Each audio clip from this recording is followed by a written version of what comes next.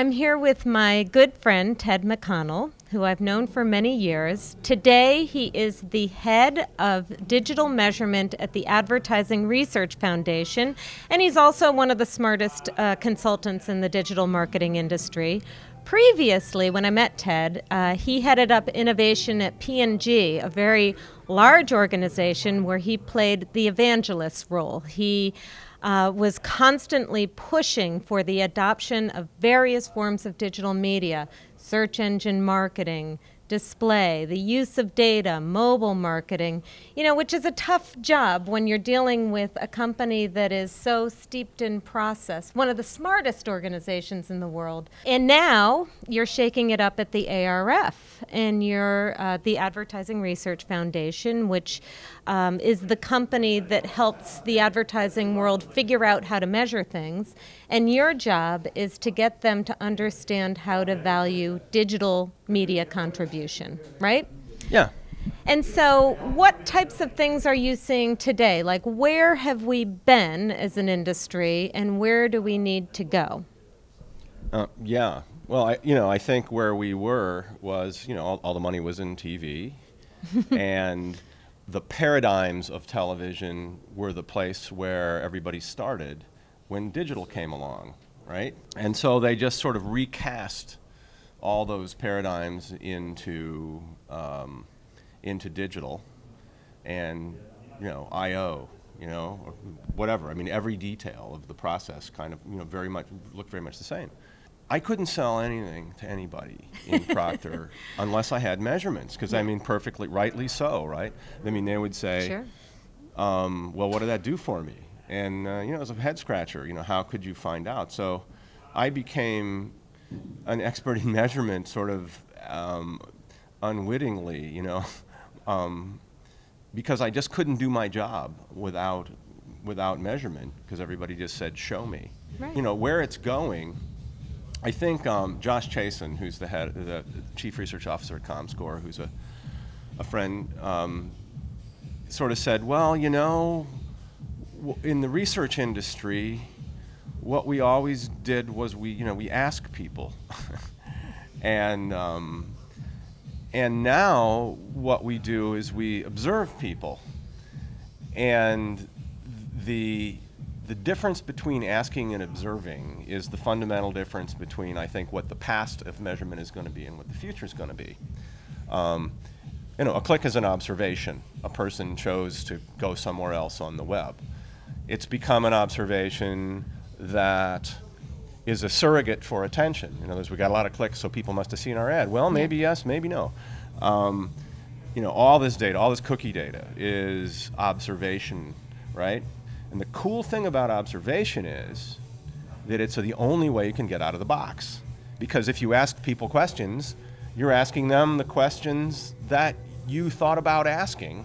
And so you can only learn inside the frame of your questioning. And so what the web measurement is going to let us do as an industry is understand things that we never saw or understood before, because we're observing rather than asking. Well, that sounds exciting, because I think, the digital industry has always been pretty good at measuring things. We measure clicks and we measure impressions, which one might argue are the wrong things.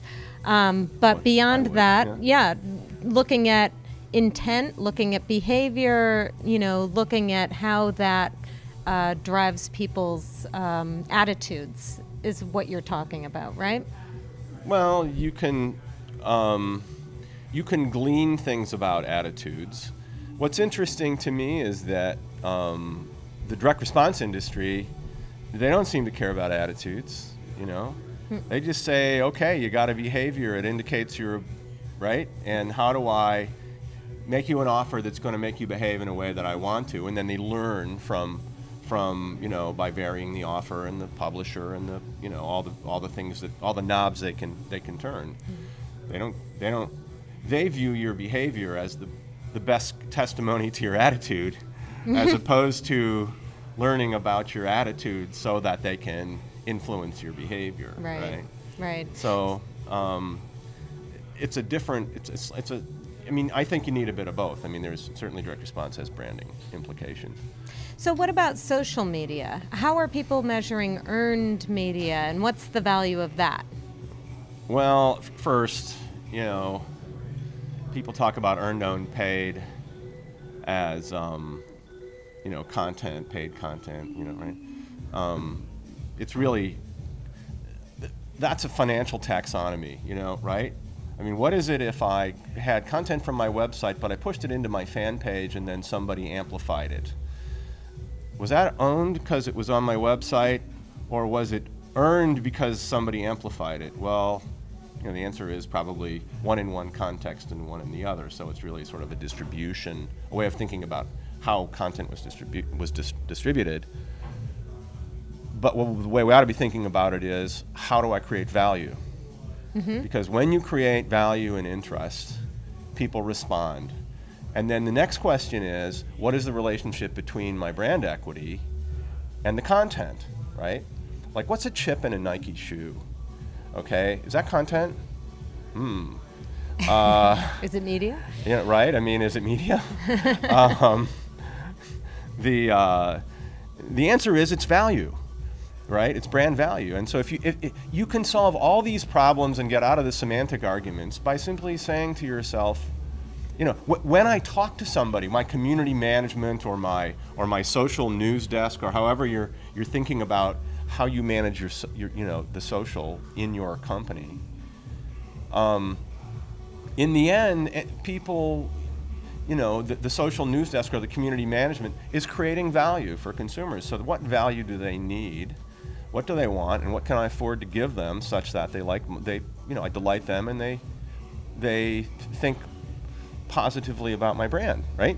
That's right. And so the nice thing about the web is, if you just go down to basics, if you just go to basics, you'll win, which is consumer value. And I know that sounds a bit Pollyanna-ish, but it really works. I mean, there's no case I can think of where it doesn't work. And because of that, you have to think about it like product. Yep. Like OnStar to me is great.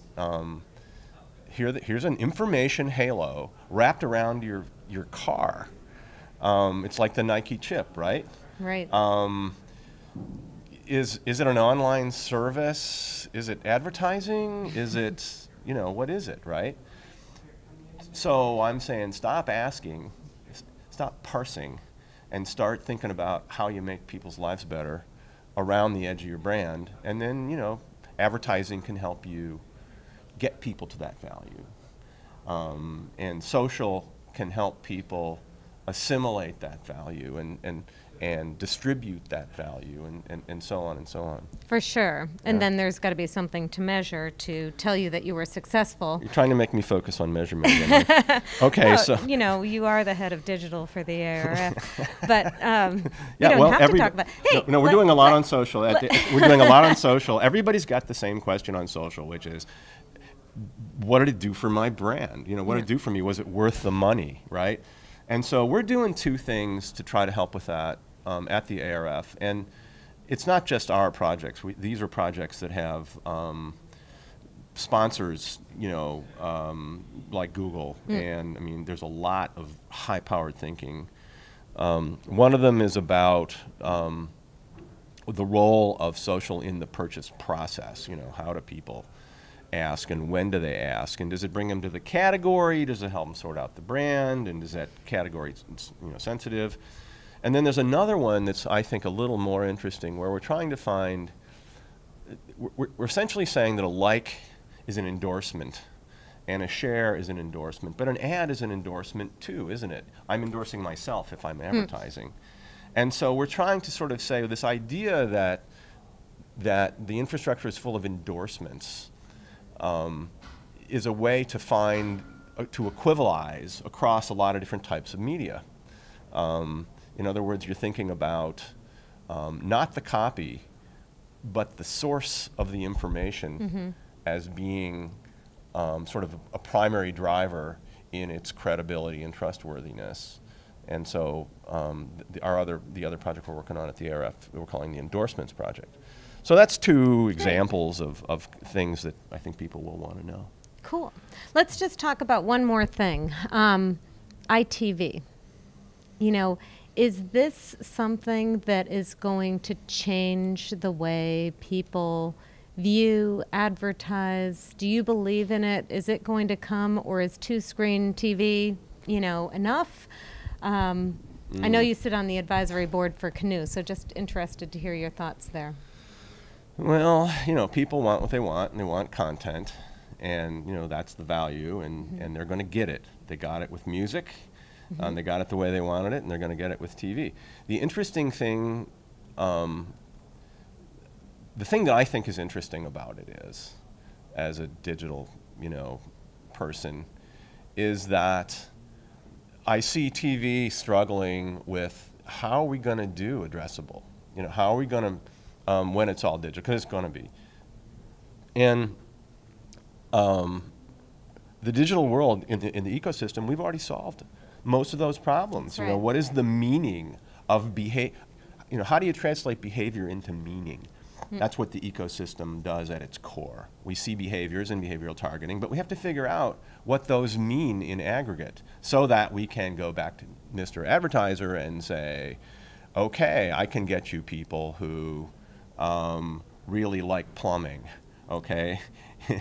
So this idea of translation of meaning so that I can target a commercial to the right place is a place where the television should come begging to us, and I don't know that they have yet.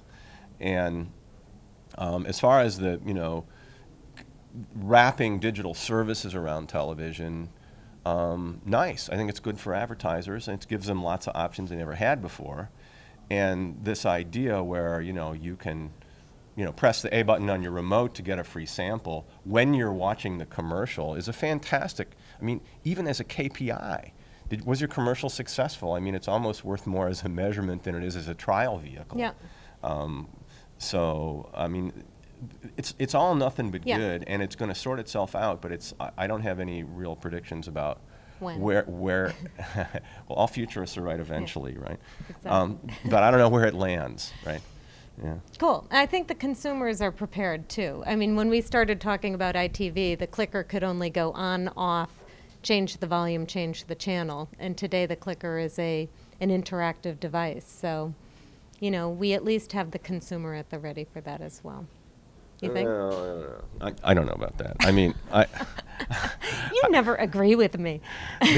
Well, I mean, is the consumer ready to learn a new user interface to a new kind of gadget that gives them new stuff? And the answer is, they never are. I never am. I mean... But they have a clicker that does other things besides what the old ones did. It was nice. I mean, you know, you could dial the telephone, you know, in 7 digits, and you got somebody, and it rang on the other end, and that was really good, and it was easy to learn.